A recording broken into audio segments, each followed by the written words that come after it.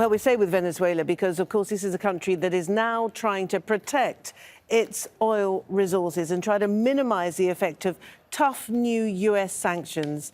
Now, there's a Reuters report, exclusive, it says, that claims that the state-run oil company is asking its foreign partners in joint ventures to put their money into new Russian bank accounts. But the Russian bank, Gazprom Bank, says Petróleos de Venezuela opened these accounts several years ago. They're not new. Now, Petróleos de Venezuela is also asking another joint venture company to cut back on its oil output. Meanwhile, there's a partially loaded oil tanker just there. If you can see that a blob there, right on the coast of Venezuela. Now, this is Abqaiq. It's from Saudi Arabia, and it's due to arrive within the next 24 hours or so. We expect to a port along the coast from Caracas. You can see that it's been making its way through the Caribbean. Now, this is a tanker that apparently can carry up to 2 million barrels of oil.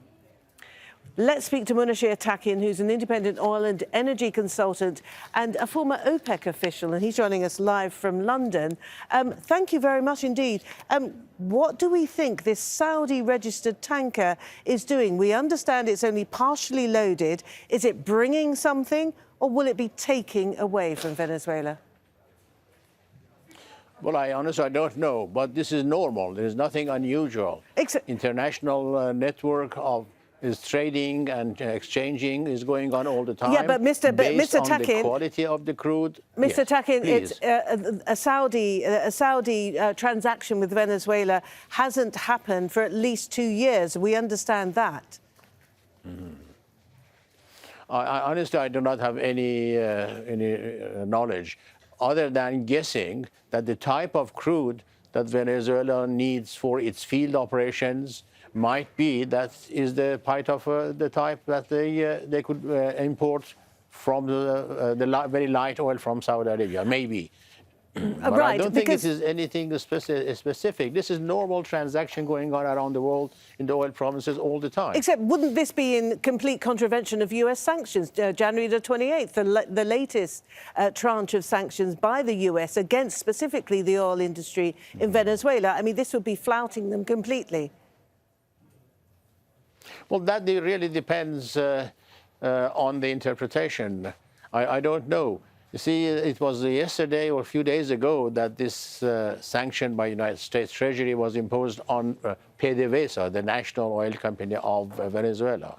And Saudi Arabia is in the good books of the United States, so to speak.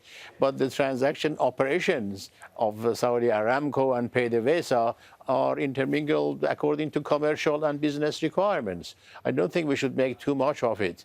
I'm not sure if the actual terms and the wording, this is illegal, of the terms of the sanctions by the Office of Asset Control of the United States bans the Saudi crude carrier to take I don't think there is anything. But the sanctions are unfortunate because, as this case is, equipment, selling and buying, really the whole network of the world is all interconnected, and sanctions hamper operations, as well as, of course, the financial banking transaction, which is a different, another hurdle altogether for PDVSA. Now, we understand that Venezuela has the largest proven oil reserves in the world, but it is the oil that you get in Venezuelan waters is heavy crude oil. In order for it to be commercially viable, it has to be diluted by a lighter kind of oil. And that, in the main, has come in the past from the United States. That's now stopped. Could it be getting it from somewhere else? I mean, it needs it in order to continue with its transactions. Of course they would. They have their own light oil fields, but it may be not enough to provide the mixture for the Lake Maracaibo area or for the Orinoco Belt. So these are the provinces within Venezuela that have heavy oil and extra heavy oil, and the operations vary.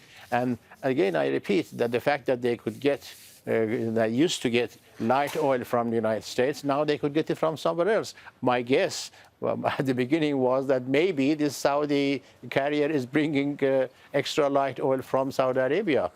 In anticipation of the U.S. sanctions, they had a transaction to buy it from there. I don't know, but this is normal. I'm just repeating that these limitations are unfortunate from the point of business. As an oil company person, I think it would be sad to be hampered. Politics imposing these restrictions on the company management who want to do the best and optimize their operations internationally. Both American companies will be upset and they have to manage through these things. It is unwelcome, as well as the Venezuelan oil companies. Manouchehr Takin, thank you very much indeed for talking to us live from London. Thank you. Pleasure.